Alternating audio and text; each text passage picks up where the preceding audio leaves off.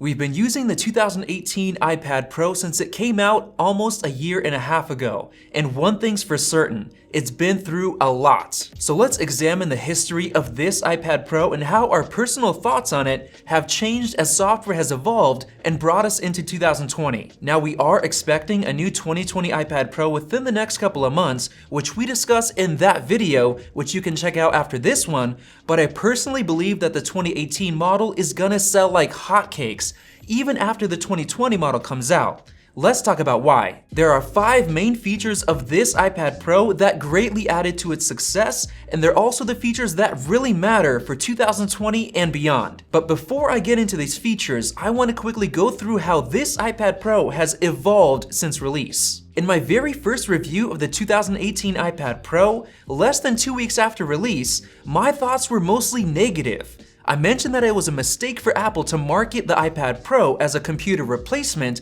when the software was so limiting. Even though they added the USB-C port, you couldn't connect a flash drive or an external storage drive. File imports were limited to photos only using an SD card adapter, and it forced you to use the Photos app to do it. They also added external display support, but it basically only mirrored your display, so you still had to touch your iPad to control it because at that time, there was no mouse support. The 11-inch model also had a brand new aspect ratio, which meant that most apps and games couldn't use up the full display until they were updated to specifically support the 2018 11-inch model. And in terms of performance, even though the 2018 iPad Pro is much faster than the 2017 model, they both felt exactly the same because there were barely any apps that could utilize the 2018 model's full power. So basically, when this iPad Pro was released, it honestly wasn't worth buying. And then came iPadOS, which completely changed the game for the iPad Pro. External drives now work perfectly fine, allowing you to freely drag and drop files to and from the iPad Pro. You can even edit photos and videos directly off of a drive without first having to import it onto your iPad's local storage. Not only that, but you can now log onto a storage server wirelessly using SMB. We did this ourselves and we were able to easily access the files on our server. Apple also updated Split View so that you can now open 2 instances of the same app right next to each other, making it a whole lot more useful. Alongside that, they added new gestures for text selection and undoing mistakes, which make it much easier to use. Safari added a new Downloads folder feature, allowing you to download PDFs and other files off the internet and quickly use and edit them. Apple even added full keyboard shortcut support so that using your iPad's smart keyboard actually felt like using a MacBook. A huge bonus for artists and Apple Pencil users was that the pencil's latency was reduced from 20 milliseconds to only 9, which made it feel even more like a real pencil. Along with that, Apple finally added mouse support. Now, while it's not perfect and it works similarly to how touch controls work,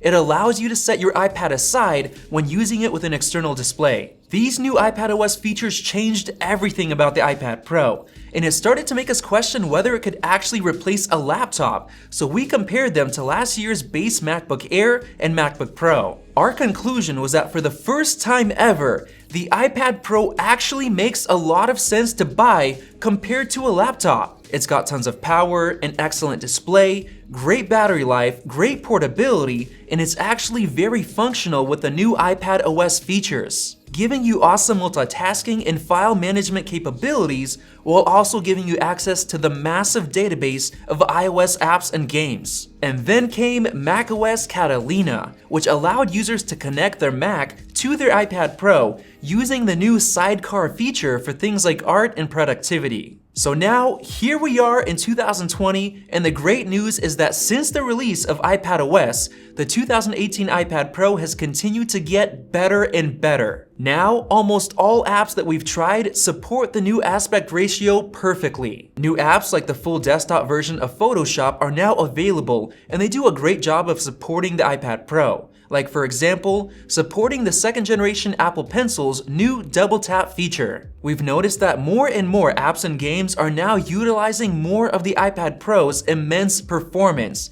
allowing users to really feel the extra power. Not only that, but there are now more games that support the iPad Pro's 120Hz display, like Fortnite, which recently added 120 FPS support to the 2018 iPad Pro. And let me tell you, it works incredibly well. So while it seemed ridiculous at launch that Apple packed in so much power into this iPad Pro, we're actually extremely glad that they did, because it's still very powerful even with the latest apps and games that are being released today. And just recently, Microsoft Outlook finally added the long-awaited side-by-side multitasking support, so you can now have two of the same Microsoft app open side by side. And if you look on Amazon, you'll see a bunch of USB-C docks for the iPad Pro, really giving users more freedom to connect whatever devices they'd like to. Companies like Bridge are now coming out with iPad Pro keyboards that feature trackpads to make them more and more like actual MacBooks. And if Apple decides to add cursor support to a future iPadOS update, these new keyboards will be incredibly useful. So now that we know how drastically the iPad Pro has evolved since its release, let's get into the 5 main features that I think really matter for 2020 and beyond. First off, the main feature that really sets the 2018 iPad Pro apart is the design. The square edges and slate shape make it really unique compared to any other iPad. It's also the only iPad to get rid of the home button and switch to Face ID, giving us a display with even bezels and rounded corners. This makes using this iPad Pro a whole different experience compared to using any other iPad, and that is what really matters going into 2020. And if the rumors are true about the 2020 iPhones coming with a new square edge design, the 2018 iPad Pro is gonna feel perfectly at home and not outdated at all. The second main feature that really matters is the performance. Even though the new iPhone 11 Pro is using the latest Apple chip, it's actually still slower than the iPad Pro in both processor and graphics performance. It's actually so high that even after a year and a half,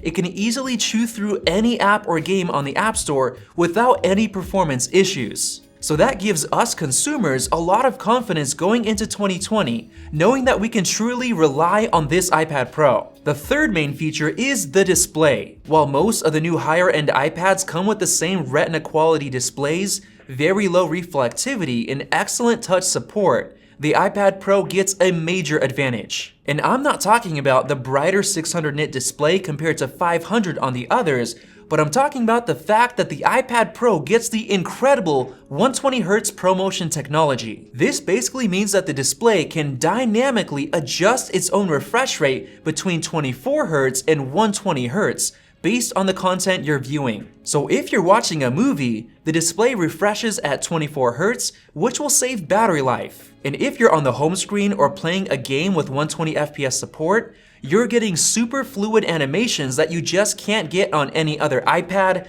tablet, or even MacBook. And seeing as more apps and games are starting to support 120 FPS, this ProMotion feature is gonna get even better going into 2020 and beyond. Now the fourth feature is actually the USB-C port. Unlike any other iPad, the 2018 iPad Pro is able to easily connect to an external display using USB-C. You can also buy a USB-C dock and get access to a bunch of ports that you can't get on a regular iPad. And what's special about USB-C is that it's able to supply power to external flash drives and storage drives, allowing you to easily transfer files, which is much more complicated on a Lightning packing iPad. Having this USB-C port makes the 2018 iPad Pro much more capable going into 2020, and it's gonna allow it to compete with the upcoming iPad Pro refresh much easier than if it was still packing a Lightning port. Finally, on to the fifth main feature, which admittedly isn't really a feature, but is still a really big deal, and that's the price. We've seen this iPad Pro go as low as $675 brand new on Amazon. That's a whole $125 off retail price. And in a couple of months, when the new model comes out, there's a possibility that it could drop even lower, maybe as low as $600 to $625 brand new. And at that price, you're seriously getting so much bang for your buck. We're talking an iPad that's so good that it competes with laptops, so I can imagine every 2018 iPad Pro getting snatched up off of Amazon as the new 2020 models come out, because it's still gonna be that good going into 2020 and beyond. So there you guys have it. That's our review of the 2018 iPad Pro in 2020. If you enjoy this video, go ahead and check out that video right there of the iPad Pro playing Fortnite at 120 frames per second. And if you're not already subscribed, click that circle above so you don't miss out on our 2020 iPad Pro coverage when it finally gets released. Thank you guys for watching, and we'll see you in the next video.